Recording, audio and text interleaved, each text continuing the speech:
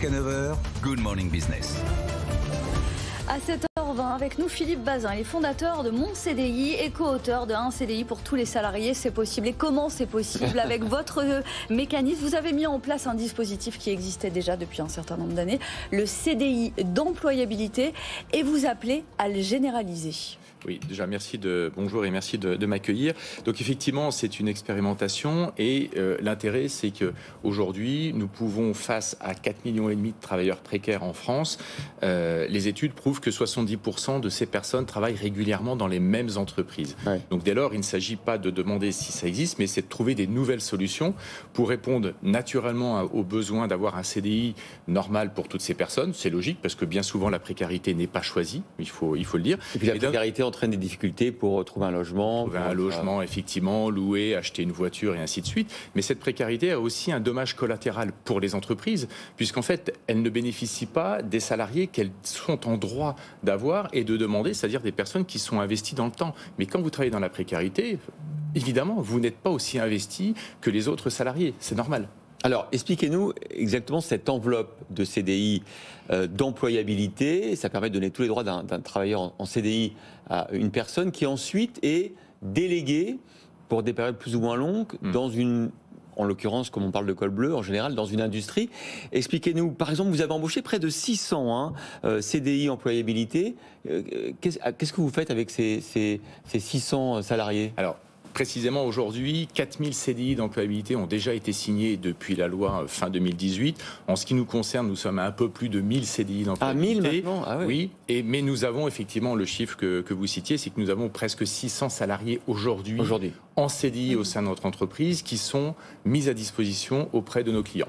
Vous n'êtes pas du travail d'intérim? Non, nous ne sommes pas du travail temporaire, c'est bien du travail à temps partagé, donc pour lequel nous allons embaucher des personnes en CDI de droit commun, que nous allons former, c'est-à-dire que nous abondons le CPF, nous le multiplions par 2, et la durée moyenne de nos missions est de 3 ans et demi. Ah oui.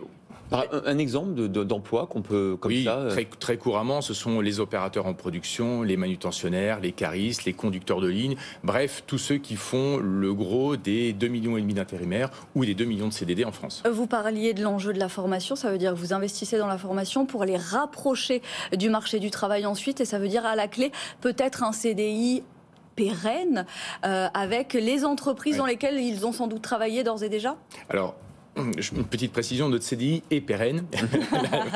Je tiens à le préciser, puisqu'en fait, nous mutualisons l'emploi, donc nous sommes en position de garantir l'emploi quasiment à vie. C'est ça la différence. Mais pour autant, effectivement, la formation, c'est le cœur du dispositif, parce que non seulement ça permet de faire travailler nos salariés immédiatement, mais surtout de préparer le marché de l'emploi des 10 prochaines années, dès aujourd'hui, puisqu'on sait qu'il y a beaucoup de départs à la retraite qui arrivent. On a une pénurie de main-d'œuvre dans les entreprises.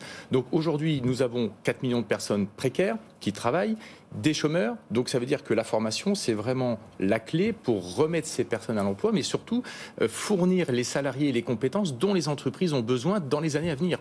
Et pour ça, il faut un outil, et il faut d'abord positionner ces personnes en CDI. Alors on reçoit régulièrement évidemment des agences d'intérim comme Adecco ou Manpower qui développent, eux, des CDI intérimaires. Oui. C'est quoi la différence, parce que ça devient compliqué, entre le CDI intérimaire que développent effectivement ces agences d'intérim et vous, et le CDI d'employabilité? Alors, les différences sont très simples, c'est que ça ne concerne pas le même public. Le CDI intérimaire a été créé il y a quelques années de ça. Ça répond à un besoin pour des personnes qui sont déjà très employables, en général formées. Je rappelle également que la durée moyenne d'une mission dans le cas d'un CDI intérimaire, c'est 15 jours, versus 3 ans et demi en ce qui nous concerne. Et effectivement, on va s'adresser plutôt à des personnes qui sont le gros des intérimaires courants ou des CDD, qui ont besoin d'être sécurisés dans un CDI et formés.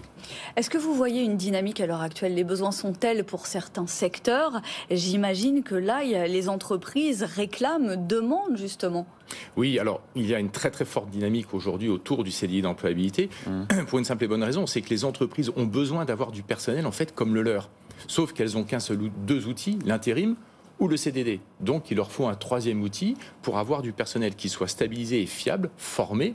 Donc bien sûr, il y a une très forte dynamique autour de ce dispositif. Est-ce que, parce que vous avez donc beaucoup des centaines de CDI d'employabilité, quel est le taux d'utilisation puisque vous les déléguez dans d'autres entreprises. C'est quoi en moyenne le taux d'utilisation? Alors, pour qu'on se comprenne bien, nos salariés sont embauchés, on les met à disposition chez nos clients.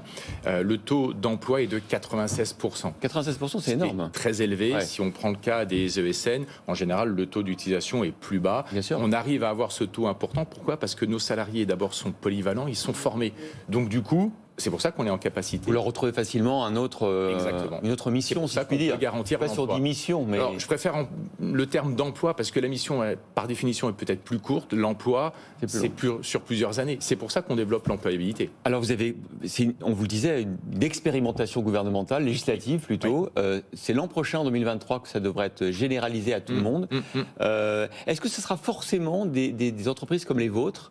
Alors, c'est pas un cabinet,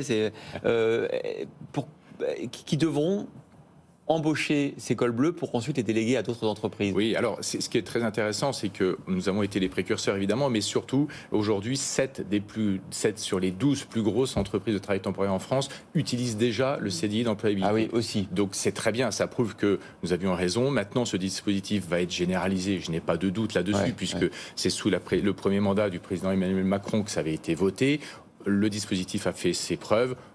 Pas de raison aujourd'hui qu'il ne soit pas généralisé, sachant qu'il est déjà employé et utilisé par bon nombre de concurrents. Et je rappelle que c'est plus d'1 million de personnes qui doivent être embauchées. Merci Philippe Bazin, fondateur de Mon CDI et co-auteur d'un CDI pour tous les salariés, c'est possible.